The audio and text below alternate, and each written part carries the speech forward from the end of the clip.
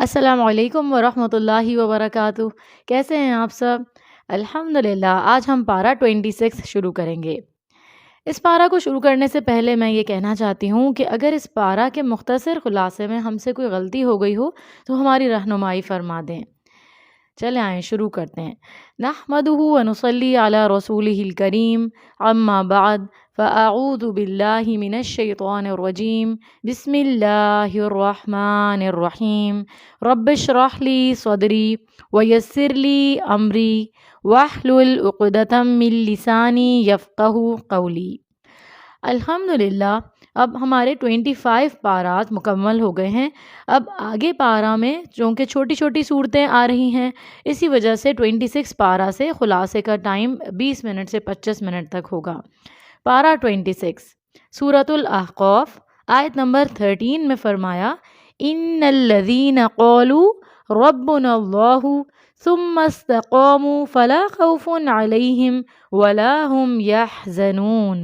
ترجمہ، یقیناً جن لوگوں نے کہا کہ ہمارا پروردگار اللہ ہے، پھر اس پر ڈٹ گئے، انہیں کوئی خوف نہ ہوگا اور نہ وہ غمگین ہوں گے۔ ایمان لانے کے بعد ثابت قدم رہنا چاہیے۔ ایمان لانے کے بعد جو استقامت دکھاتا ہے اسے قیامت میں نہ کوئی خوف ہوگا نہ کوئی غم ہوگا۔ اللہ تعالی ہمیں ان لوگوں میں شامل فرمائے۔ آگے آیت میں والدین کے ساتھ نیک سلوک کرنے کی بات آ رہی ہے۔ آیت نمبر 15 میں فرمایا، وَوَصَّيْنَا الْإِنسَانَ بِوَالِدَيْهِ إِحْسَانًا۔ ترجمہ، ہم نے انسان کو حکم دیا کہ وہ اپنے والدین سے اچھا سلوک کرے۔ کیا ہم سب کرتے ہیں؟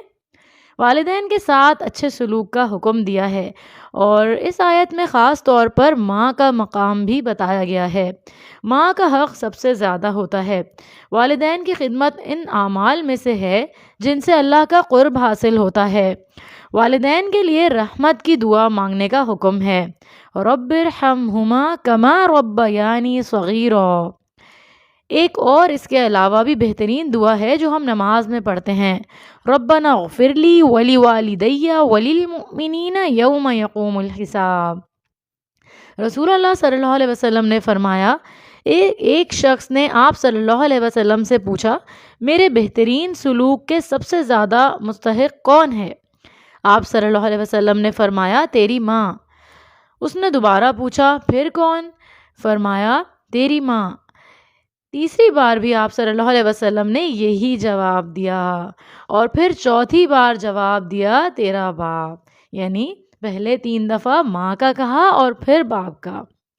آگے آیت 17 میں بد نصیب نافرمان اولاد کا ذکر ہے جو ماں باپ کی نافرمانی کرتی ہے، والدین کی نصیحت کو سننے کے بجائے نظر انداز کر دیتی ہے۔ ماں باپ اسے اللہ کی طرف بلاتے ہیں، وہ انکار کرتا ہے۔ جو بچے ماں باپ کی نصیحت سے تنگ ہوتے ہیں، خاص طور پر ان کے لیے یہاں اشارہ ہے۔ ماں باپ اسے سمجھاتے ہیں تو وہ کہتے ہیں، آپ چپ رہیں، ہمیں کچھ نہ کہیں۔ ایسے لوگوں کا انجام بتایا گیا ہے کہ ان پر عذاب کا فیصلہ چسپاں ہو چکا ہے۔ یہ نقصان میں رہ جانے والے لوگ ہیں، تو ہمیں اپنا جائزہ لینا ہے کہ کہیں ہم ایسے لوگوں میں تو نہیں۔ اللہ سے دعا ہے کہ ہم اپنے والدین کی فرما بردار اولاد بنیں، آمین۔ سورۃ الاحقاف آیت نمبر 24 میں فرمایا، ترجمہ، پھر جب انہوں نے اس بادل کو اپنے میدانوں کی طرف بڑھتے ہوئے دیکھا تو کہنے لگے، یہ بادل ہے جو ہم پر برسے گا۔ تو اس آیت میں کس کی بات ہو رہی ہے؟ قوم عاد پر عذاب آنے کی۔ قوم عاد پر عذاب بادل کی شکل میں نمودار ہوا تھا۔ یہ لوگ بڑی مدت سے بارش کو ترس رہے تھے۔ قحط سالی کا دور دورہ تھا۔ ایک کالی گھٹا اٹھتی اور اپنے علاقے کی طرف آگے بڑھتی دیکھی تو خوشی سے جھوم اٹھے۔ بارش کے بعد سیرابی اور خوشحالی کی توقعات باندھنے لگے۔ انہیں کیا معلوم تھا کہ یہ گھٹا ہے یا ان کو ختم کرنے والا عذاب جو ان کو تباہ و برباد کرنے آیا ہے، نیست و نابود کرنے والا عذاب ہے۔ ہمیں یہ سبق ملتا ہے کہ کسی چیز کی ظاہری شکل و صورت پر ہی اکتفا نہیں کرنا چاہیے، بلکہ ہر حال میں اللہ سے ڈرتے رہنا چاہیے۔ چنانچہ سیدہ عائشہ رضی اللہ تعالیٰ عنہ نے فرمایا کہ آپ صلی اللہ علیہ وسلم نے فرمایا، جب کبھی ابر یا آندھی دیکھتے آپ تو آپ کے چہرے پر فکر معلوم ہوتی۔ میں نے پوچھا، یعنی حضرت عائشہ رضی اللہ تعالیٰ عنہ نے پوچھا، یا رسول اللہ صلی اللہ علیہ وسلم، لوگ تو جب بادل دیکھتے ہیں تو خوش ہوتے ہیں کہ اب بارش ہوگی، لیکن میں دیکھتی ہوں کہ جب بادل آئے تو آپ کے چہرے پر ناگواری معلوم ہوتی ہے۔ آپ صلی اللہ علیہ وسلم نے فرمایا، عائشہ رضی اللہ تعالیٰ عنہ، مجھے یہ خطرہ لاحق ہو جاتا ہے کہ کہیں اس میں عذاب نہ ہو۔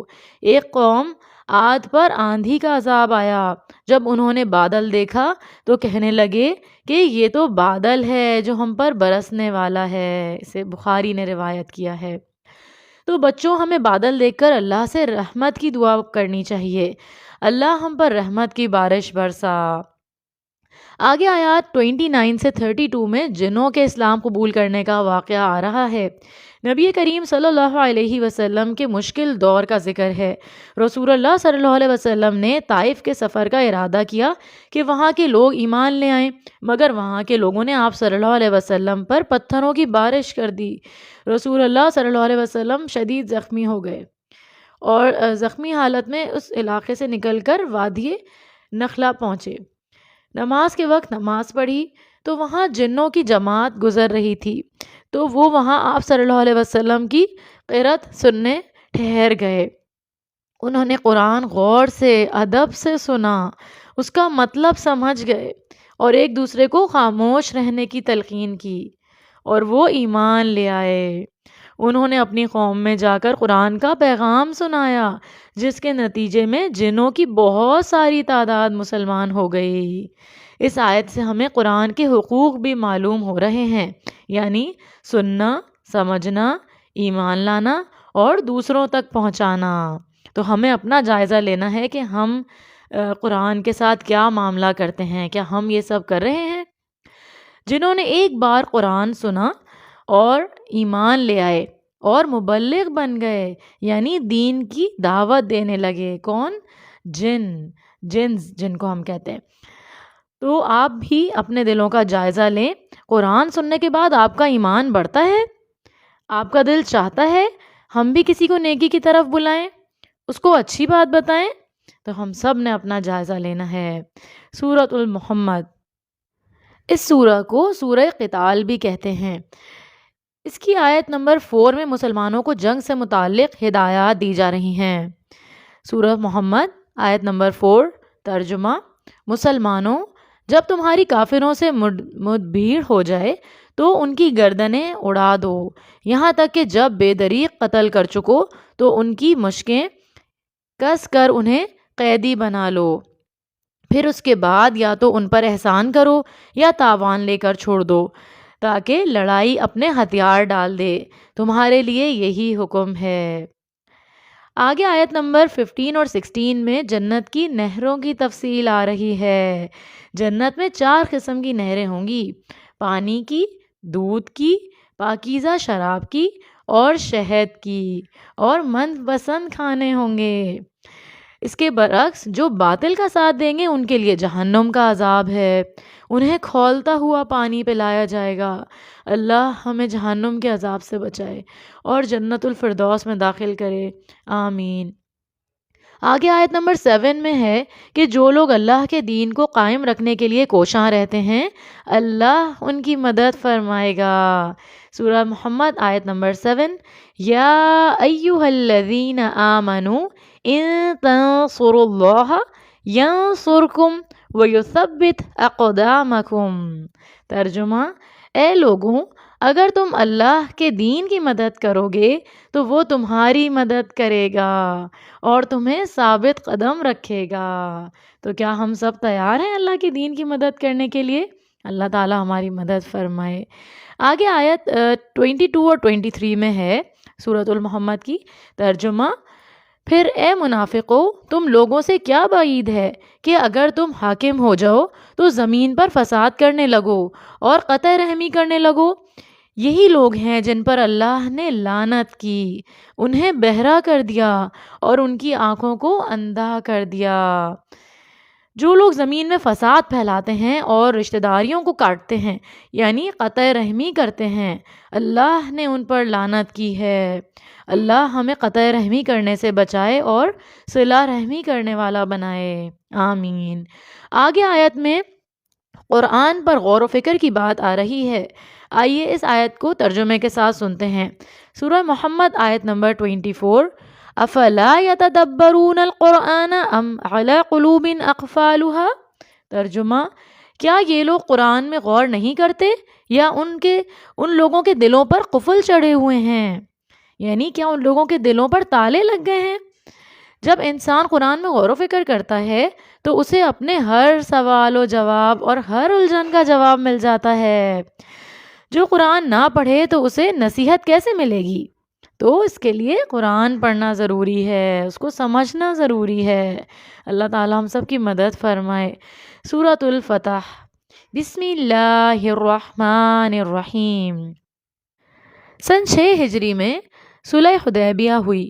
کفار اور مسلمانوں کے درمیان ایک معاہدہ ہوا جسے صلح حدیبیہ کہتے ہیں۔ اللہ سبحانہ و تعالیٰ نے اسے فتح مبین قرار دیا۔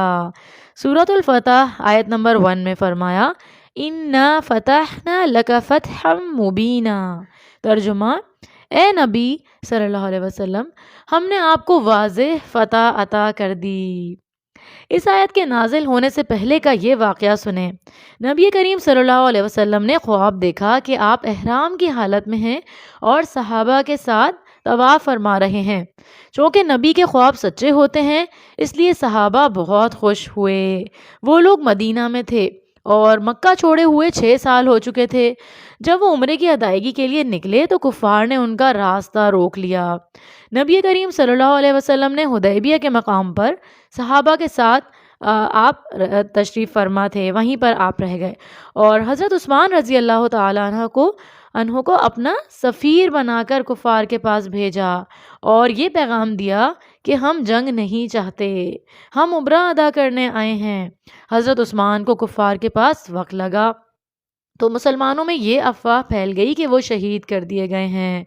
نبی کریم صلی اللہ علیہ وسلم نے 1400 مسلمانوں سے ان کی جان کے عوض بیعت کی، یعنی سب سے وعدہ لیا کہ عثمان رضی اللہ تعالیٰ عنہ کے خون کا بدلہ لیں گے، آخری دم تک لڑیں گے۔ اس بیعت کو بیعت رضوان کہتے ہیں۔ مشکل ترین وقت میں اپنی جان کے عوض بیعت کرنے پر اللہ صحابہ کرام رضی اللہ تعالیٰ عنہم سے خوش ہوئے اور خوشخبری دے دی گئی کہ اللہ صحابہ سے راضی ہیں۔ بیعت رضوان کے ہوتے ہی عثمان رضی اللہ تعالیٰ عنہ واپس آ گئے اور کفار کی طرف سے ایک آدمی آیا۔ پھر ایک معاہدہ ہوا، یعنی ایک وعدہ ہوا جسے صلح حدیبیہ کہا جاتا ہے۔ اللہ نے اسے فتح مبین کہا۔ مسلمان مدینہ واپس آ گئے اور پھر اگلے سال عمرہ کیا۔ سورۃ الحجرات، بسم اللہ الرحمن الرحیم۔ سورۃ الحجرات کی آیت نمبر 2 میں فرمایا، ترجمہ، اے ایمان والوں، اپنی آوازیں نبی کی آواز سے بلند نہ کرو اور نہ ہی اس کے سامنے اس طرح اونچی آواز سے بولو جیسے تم ایک دوسرے سے بولتے ہو، ایسا نہ ہو کہ تمہارے اعمال برباد ہو جائیں اور تمہیں اس کی خبر بھی نہ ہو۔ اللہ تعالیٰ ہم سب کو محفوظ رکھے۔ ہمارے دین کا امتیازی نشان ادب اور احترام ہے۔ یہ آیت مدینہ میں نبی کریم صلی اللہ علیہ وسلم کے روضہ مبارک کے باہر لکھی ہوئی ہے۔ روضہ مبارک کے پاس آواز بلند کرنے سے بھی منع کیا گیا ہے، وہاں جا کر شور نہیں کرنا چاہیے۔ اللہ تعالی ہم سب کو بہترین ایمان اور صحت کے ساتھ وہاں لے کر جائیں، آمین۔ اب آگے آیات میں جو باتیں ہمیں بتائی جا رہی ہیں، ہمیں ان برائیوں سے بچنا چاہیے۔ جو ان باتوں سے بچے گا وہ متقی ہے۔ آئیے ان آیات کا ترجمہ سنتے ہیں۔ آیت نمبر 6 میں فرمایا، ترجمہ، اے ایمان والوں، اگر کوئی فاسق تمہارے پاس کوئی خبر لے کر آئے تو اس کی تحقیق کر لیا کرو، ایسا نہ ہو کہ تم نادانستہ کسی قوم کا نقصان کر بیٹھو، پھر تمہیں اپنے کیے پر نادم ہونا پڑے۔ اب آیت نمبر 10 سے 12 میں ہے کہ مومن تو سب آپس میں بھائی بھائی ہیں، لہٰذا اپنے بھائیوں کے درمیان صلح کرا دیا کرو اور اللہ سے ڈرتے رہو تاکہ تم پر رحم کیا جائے۔ اے ایمان والوں، تمہارا کوئی گروہ دوسرے گروہ کا مذاق نہ اڑائے۔ ہو سکتا ہے کہ وہ مذاق اڑانے والوں سے بہتر ہوں، نہ ہی عورتیں دوسری عورتوں کا مذاق اڑائیں، ہو سکتا ہے کہ وہ ان سے بہتر ہوں۔ اور ایک دوسرے پر تانا زنی نہ کرو اور نہ ہی ایک دوسرے کے برے نام رکھو۔ ایمان لانے کے بعد فسق میں نام پیدا کرنا بہت بری بات ہے، اور جو لوگ ان باتوں سے باز نہ آئیں وہی ظالم ہیں۔ اے ایمان والو، بہت گمان کرنے سے پرہیز کرو، کیونکہ بعض گمان گناہ ہوتے ہیں۔ اور کسی کی عیب جوئی نہ کرو، نہ ہی تم میں سے کوئی کسی دوسرے کی غیبت کرے۔ کیا تم میں سے کوئی یہ پسند کرتا ہے کہ اپنے مردہ بھائی کا گوشت کھائے؟ تم تو خود اس کام کو ناپسند کرتے ہو اور اللہ سے ڈرتے ہو۔ اللہ ہر وقت توبہ قبول کرنے والا اور رحم کرنے والا ہے۔ اللہ تعالی ہمارے لیے سارے نیک کام کرنا آسان بنا دے، آمین۔ ہمیں ان ساری برائیوں سے بچنا ہے۔ ان آیات میں بہت سارے ہمارے لیے سبق ہیں، جن میں یہاں کچھ بتائے جا رہے ہیں کہ ہر سنی سنائی بات کو آگے کرنا بھی منع ہے، یعنی ایک طرف کی بات سن کر کوئی بڑا ایکشن نہیں لینا چاہیے۔ تو جھوٹ بولنا، جھوٹی خبریں پھیلانا بہت بڑا جرم ہے۔ اسی طرح بعض اوقات کوئی گر جاتا ہے، پھسل جاتا ہے، لوگ ہنسنا شروع کر دیتے ہیں، تو اس سے منع کیا گیا ہے۔ وہ گرا ہے تو لوگ اس پر ہنس رہے ہیں، حالانکہ اس کے تو درجات بلند ہو گئے، کیونکہ مومن کو تو ایک کانٹا بھی چبھتا ہے تو اس کا ایک درجہ لکھا جاتا ہے اور ایک گناہ مٹا دیا جاتا ہے۔ گرنے والے شخص کا تو اجر ثابت ہو گیا، یعنی اس کو اجر مل گیا، لیکن جن لوگوں نے اس کا مذاق اڑایا ان کا تو گناہ لکھا گیا۔ کیونکہ اب ہم اس آیت میں بھی اس کو سن چکے ہیں کہ مذاق نہیں اڑانا چاہیے، اور اگر ہم اللہ کے حکم پر عمل نہیں کریں گے تو گناہ گار ہوں گے۔ تو اس لیے اب یاد رکھیں، کسی کا بھی مذاق نہیں اڑانا چاہیے۔ اللہ ہمیں تمام احکامات پر عمل کرنے والا بنائے، آمین۔ اسی طرح ہمیں یہ سبق بھی مل رہا ہے کہ دوسروں کے بارے میں بدگمانی نہیں کرنی چاہیے۔ کوئی ہمیں نصیحت کر رہا ہے تو اس کے بارے میں یہ نہیں سوچنا چاہیے کہ وہ مجھے اس وجہ سے کہہ رہا ہوگا، حالانکہ وہ ہمیں کیوں کہہ رہا ہے ہمیں نہیں معلوم، لیکن ہم اس کے بارے میں برا سوچ رہے ہیں۔ تو لوگوں کے بارے میں غلط سوچ ہمیں نہیں رکھنی چاہیے، ہمیشہ اچھی سوچ رکھنی چاہیے۔ اسی طرح آگے تجسس کی بات آ رہی ہے کہ جو شخص دوسروں کی بات سننے کے لیے کان لگائے تو ایسے شخص کے کانوں میں قیامت کے دن پگھلا ہوا سیسا ڈالا جائے گا۔ اللہ تعالی ہمیں تجسس کرنے سے بچائے اور اس گناہ سے بچائے۔ اسی طرح آگے بتایا گیا کہ کسی کے بارے میں غیبت یعنی برائی نہیں کرنی چاہیے، اور اگر وہ برائی اس کے اندر نہیں ہے اور ہم اس کے بارے میں بری بات کہہ رہے ہیں تو یہ بہتان ہو جائے گا، الزام تراشی ہو جائے گی، اور یہ بھی گناہ ہے۔ اسی طرح کسی کی نقل نہیں اتارنی چاہیے کہ فلاں کی آنکھیں موٹی ہیں، وہ ایسے چلتا ہے، وہ ایسے بولتا ہے، وہ اس طرح کرتا ہے۔ ہمیں ان سب برائیوں سے بچنا چاہیے۔ اللہ سے دعا کریں کہ ہمارے اندر سے یہ سب برائیاں اللہ دور کر دے اور ہمیں اچھے اخلاق والا بنا دے، آمین۔ سورۃ القاف، بسم اللہ الرحمن الرحیم۔ اللہ ہمارے بہت قریب ہے، وہ ہماری شہرک سے بھی زیادہ قریب ہے۔ آیت نمبر 16 میں آتا ہے ترجمہ: ہم نے انسان کو پیدا کیا ہے اور جو کچھ اس کے دل میں وسوسے سے گزرتا ہے ہم تو اسے بھی جانتے ہیں، اور اس کے گلے کی شہرک سے بھی زیادہ اس کے قریب ہیں۔ آگے آیات میں کرامن کاتبین کا بتایا گیا ہے کہ وہ ہماری ہر بات لکھ رہے ہیں۔ سورۃ القاف آیت نمبر 17 اور 18 میں آتا ہے ترجمہ: جبکہ دو فرشتے ضبط تحریر میں لانے والے اس کے دائیں اور بائیں بیٹھے سب کچھ ریکارڈ کرتے جاتے ہیں کہ وہ کوئی بات منہ سے نہیں نکالتا مگر اس کے پاس ایک مستعد نگران موجود ہوتا ہے۔ یعنی کیا کہا جا رہا ہے اس آیت میں کہ الرٹ فرشتہ ہر وقت آپ کے پاس موجود ہے جو ہماری ہر بات لکھ رہا ہے۔ اللہ تعالیٰ ہماری نیکیوں میں اضافہ فرمائیں اور ہمیں گناہوں سے بچا لیں۔ سورۃ الزاریات، بسم اللہ الرحمن الرحیم۔ اس سورہ کے شروع کی آیت نمبر 4 میں ہواؤں کی قسم کھائی گئی ہے۔ آیت نمبر 17 اور 18 میں محسنین کی صفات اور خوبیاں بیان ہوئی ہیں۔ سورہ زاریات آیت نمبر 17 اور 18 میں فرمایا کانوا قلیلا من اللیل ما یہجعون وبالاسحار ہم یستغفرون۔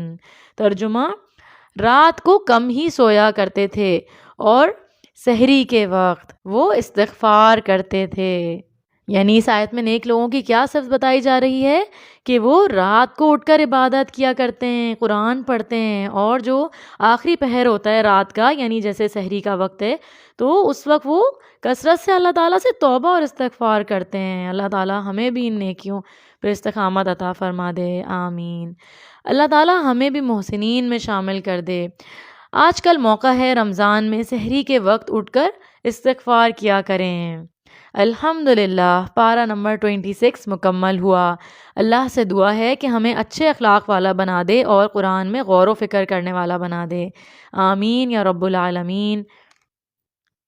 وآخر دعوانا ان الحمدللہ رب العالمین۔ سبحانک اللہم وبحمدک، اشہد ان لا الہ الا انت، استغفرک واتوب الیک۔ السلام علیکم ورحمۃ اللہ وبرکاتہ۔